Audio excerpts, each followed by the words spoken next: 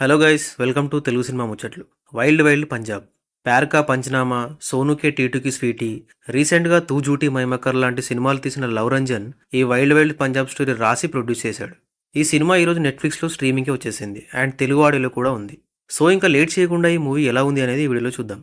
Basic plot ఏంటంటే, Rajesh ఖన్నాకి breakup అవ్వడంతో suicide చేసుకోవాలని అనుకుంటున్న టైంలో తన క్లోజ్ ఫ్రెండ్స్ అయిన మాన్ అరోరా, గౌరవ్ జైన్ అండ్ హనీపాజీ వచ్చి తనని చీట్ చేసిన గర్ల్ ఫ్రెండ్ దగ్గరికి రాజేష్ ఖన్నాని తీసుకెళ్లాలని పఠాన్కోట్కి బయలుదేరుతారు. ఇక వీళ్ళ జర్నీ ఎలా సాగింది, ఎన్ని అడ్వెంచరస్ జరిగాయి, అసలు ఎందుకు వెళ్తున్నారు అనేది మిగతా కథ.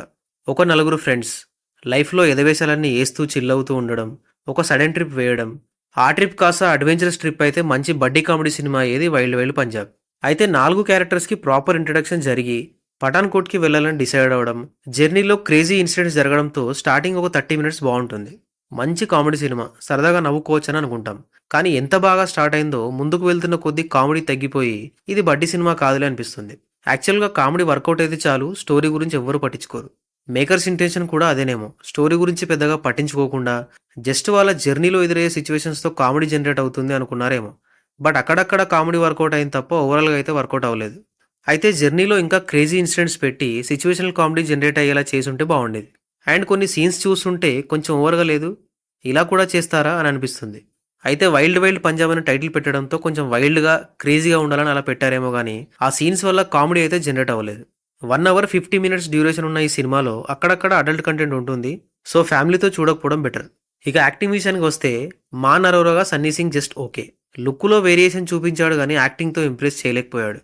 ఈ సినిమాలో కాసేపు నవ్వుకునేలా చేసింది రాజేష్ ఖన్నాగా చేసిన వరుణ్ శర్మనే. ఇక హనీపాజీగా చేసిన మంజోత్ సింగ్ పర్వాలేదు. గౌరవ్ జైన్గా చేసిన పర్సన్ ఓకే.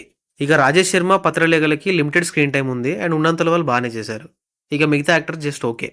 టెక్నికల్గా వైల్డ్ వైల్డ్ పంజాబ్ పర్లేదు.